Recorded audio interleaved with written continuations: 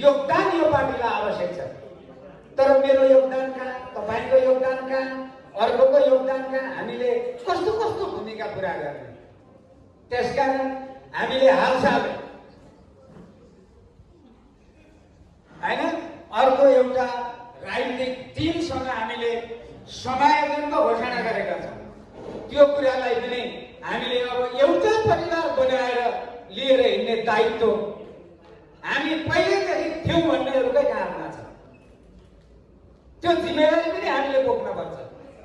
त्यसकारण उहाँहरूलाई हाम्रो परिवारको हाम्रो छोराछोरी उनीहरू चाहिँ पछि आएको उताबाट आएको यो चिन्तन यो मनोविज्ञान दिमागबाट डिलिट गर्नुपर्छ। त्यो ह्याङ पालियो भने हामी एक हुन सक्दैनौँ, मुठी बन्न सक्दैनौँ। यो 5 वटा औँला कसिनुपर्छ। यसरी फिजारिएको एकताले हातमा त छ केही कुरा च्याप्दैन। अनि हामीले बुझ्ने र सोच्ने तरिकामा पनि नयाँ ढङ्गले विकास गर्नुपर्छ र चाहिँ हामी हर्कबादको विकास गर्ने भनेर गएका छौँ। र म तपाईँहरूको अगाडि अध्यक्षज्यूले फोनबाट मार्फत दिएको निर्देशन प्रत्यक्ष उहाँ झापा जानुभन्दा अगाडि 5 मिनट भेटेर दिनुभएका केही निर्देशनहरू यसलाई राजनीतिक रूपमा पनि तपाईँले सोच्नुहोला, यसलाई व्यवहारिक रूपले पनि बुझ्नुहोला, यसलाई चाहिँ क्लस्टरको हिसाबले पनि सोच्नुहोला।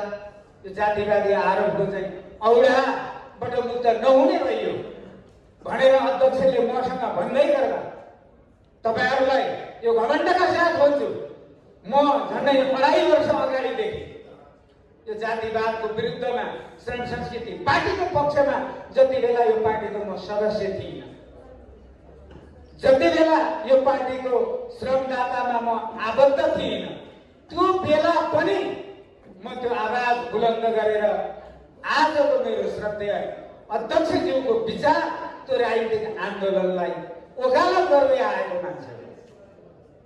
तपाईहरुलाई यही हलमा प्रमाणको रूपमा भन्नुपर्छ भने पनि यहाँ चाहिँ हाम्रो एकजना पार्टीको असाध्यै सहयोगी मिडिया कर्मी हुनुहुन्छ इन्द्रजी विशा, यतै कता हुनुहुन्थ्यो। मेरो घरमा 12-13वटा समेत क्यामेरा उपस्थित हुन्थे। मानौँ त्यो एउटा पत्रकार सम्मेलन, त्यो ढङ्गको बहस मैले व्यक्तिगत रूपमा गरेँ। त्यही बहसले मलाई आज यो स्टेज उपलब्ध गराएको छ। त्यस मानेमा अध्यक्षज्यूले मलाई उपयुक्त ठान्नु, विश्वास गर्नु र चाहिँ एउटा पदाधिकारी अगुवा श्रमदाताको